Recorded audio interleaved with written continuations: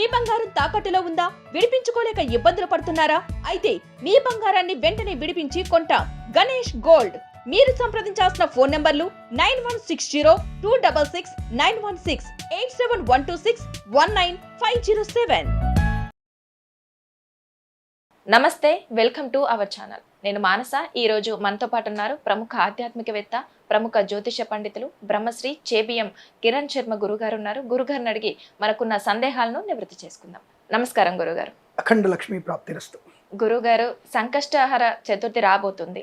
అసలు ఆ రోజు మనం ఏ నియమాలు పాటించాలి, అలాగే పూజా విధానం ఎలా ఉండాలి? సంకష్టహర చతుర్థి అనేది చాలా మంది ఏంటంటే విచిత్రమైనటువంటి పూజలు చేస్తూ ఉంటారు. అంటే ఒక రకరకాలటువంటి పూజలు చేస్తూ ఉంటారు.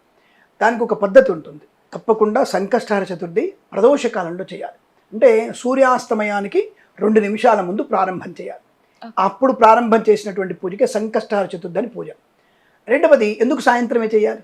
ఇది చాలామందికి తెలియదు. మరి పొద్దున చేసుకోవచ్చుగా, పొద్దున ఆఫీస్కి వెళ్తున్నట్టు టకటక చేసుకోవచ్చు కదా అన్న విషయాలు చాలా ఉంటాయి. ఎప్పుడైతే ప్రదోష కాలంలో చంద్రుడి యొక్క ఉద్భవం అంటే చంద్రోదయం అవుతుందో, చంద్రుడి యొక్క దోష నివృత్తి కొరకు చేసేది సంకష్టహర చతుర్థి. చాలామందికి తెలియదు. భాద్రపద మాసంలో వినాయక చవితిలో ఎలా పూజిస్తున్నామో అలాంటి పూజా విధానం ఇక్కడ కూడా ఉంటుంది. స్వామివారికి మంచి పందిరి వేసి స్వామివారికి అటువంటి పూజలు చేయాలి. ఇంకొకటి, సంకష్టహర చతుర్థి కాదు, ప్రతి మాసంలో కూడా ప్రతి చవితిని అంటే శుద్ధ చవితి అంటే పౌర్ణమి ముందు చవితిని తప్పకుండా మనం వినాయక చవితి ఎలా చేస్తాం అలాగే చేయాలి. ఇది చాలామందికి తెలియదు. దానికంటే ముందుగా మనము ప్రతి చవితి రోజున అంటే శుద్ధ చవితి రోజున వినాయక వ్రత కథను చదువుకోవాలి. ఏం కథ చదువుకోవాలి? మనం ప్రతి మాసంలో మనం వినాయక చవితికి అందరికీ తెలిసిందే, వినాయక ఉత్పత్తి, గజాసురుడి సంహరణ, తర్వాత మనకి సప్తఋషుల కథ, శమంతకమని ఉపాఖ్యానం, కృష్ణ పరమాత్మను అవమానాలు పొందుకుంటాడు. ఈ కథని ప్రతి చవితి రోజు చదువుకోవాలి మనం.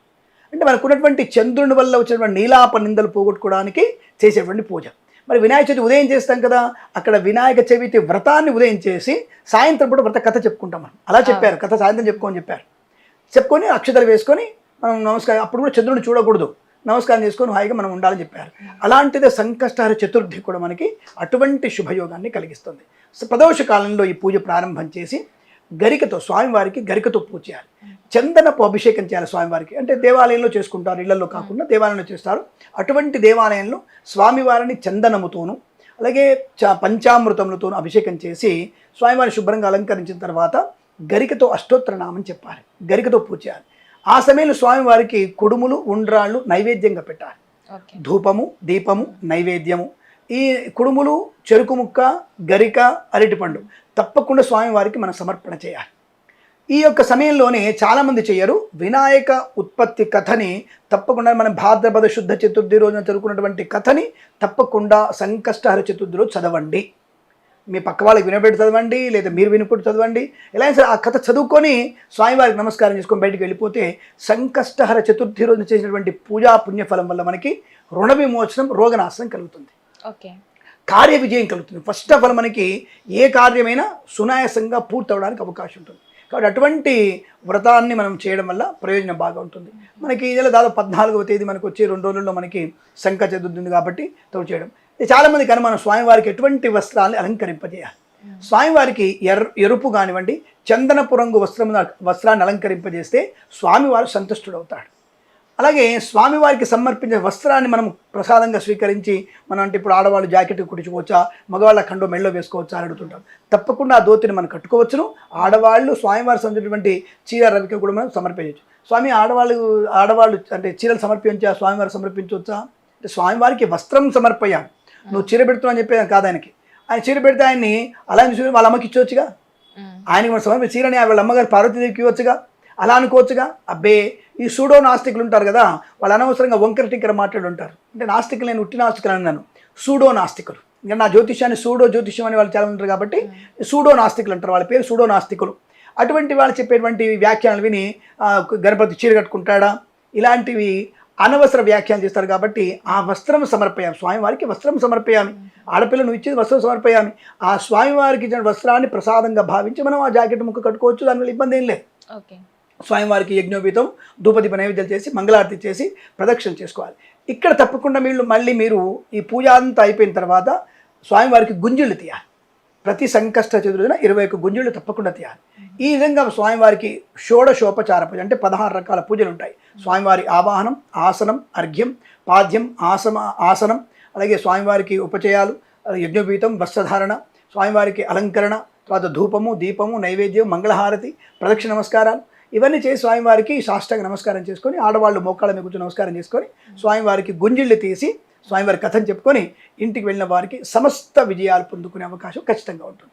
కాబట్టి ఇటువంటి సంకష్ట చతుర్థిన తప్పకుండా మనం సాయంకాల ప్రదోషకాలంలో చేసే పూజకి సమస్తమైనటువంటి శుభయోగాలు గణపతి అనుగ్రహంతో అష్టైశ్వర్య ప్రాప్తి ఖచ్చితంగా ఉంటుంది. ఇది స్వామివారి యొక్క పూజా విశేషం.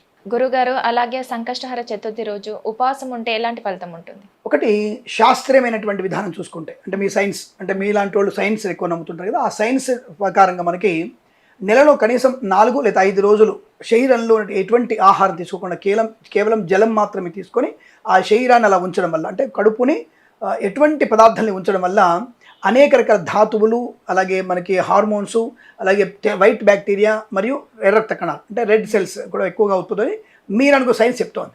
శాస్త్రంలో కూడా ప్రతి మాసంలో ఖచ్చితంగా ప్రతి వ్యక్తి 2 రోజులు ఖచ్చితంగా ఉపవాసం ఉంటాడు. అంటే నక్తం ఎప్పుడు ఉంటాడు? శుద్ధ ఏకాదశి, బహుళ ఏకాదశి చాలా మటుకు మీరు చూడండి ఉంటారు. మరి కొంతమంది మాస శివరాత్రుల నక్తముగా ఉంటారు. ఈ 3 రోజులు ఖచ్చితంగా ఉంటారు కదా. అటువంటి విధానమే సంకష్టహర చతుర్థి రోజున కూడా సూర్యోదయం నుంచి సూర్యాస్తమయం వరకు మాత్రమే, అంటే స్వామివారికి అన్నము కానీ ప్రసాదం నివేదన చేసేంత వరకు పూర్తి స్థాయిలో కేవలం మంచినీళ్ళు మాత్రమే తీసుకుంటూ 2 పళ్ళు మాత్రం స్వీకరిస్తూ ఆ గణపతిని ఆరాధన చేసుకుంటూ సూర్యోదయం నుంచి సూర్యాస్తమయం వరకు నక్తముగా ఉండాలి. అంటే ఉపాహారంగా ఉండాలి, అంటే నిరాహారంగా ఉండాలి. మరి పూర్తి నిహారంగా ఉన్నప్పుడు కొంతమందికి షుగర్స్ లెవెల్స్ ఉంటాయి, ఇబ్బంది అవుతుంది కదా.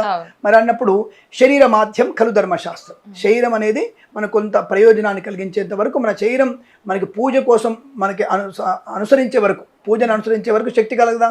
ఆ శక్తి కొరకు 2 పళ్ళు తినమని చెప్పింది. కడుపు నిండా భోజనం చెప్పాల. 2 పళ్ళు తినడం వల్ల మనకి దాంట్లో షుగర్ లెవెల్స్ పెరుగుతాయి, శక్తి వస్తుంది, ఉత్పన్నం అవుతుంది, శ్రద్ధ అనేది పూజ మీద ఉంటుంది, భగవంతుడి ఉంటుంది. తిత్తివలుగా తిన్నామనుకోండి కడుపు నిండా నిద్ర వస్తుంది. కానీ అటువంటివి లేకుండా తప్పకుండా మీరు ఈ యొక్క ఉదయం నుంచి సాయంత్రం వరకు నక్తముగా ఉంటూ నిరాహారంగా ఉంటూ స్వామివారికి 2 పళ్ళు తీసుకొని మనకు అలా ఉంటే భక్తి మరియు స్వామివారి మీద స్వామివారి వల్ల మనకి ముక్తి కలిగే అవకాశం. అంటే మనకి తదనంతరం మన 100 సంవత్సరాల జీవ ప్రమాణం తర్వాత ఇటువంటి పూజ చేయడం వల్ల మోక్షాన్ని పొందుకునే అవకాశం.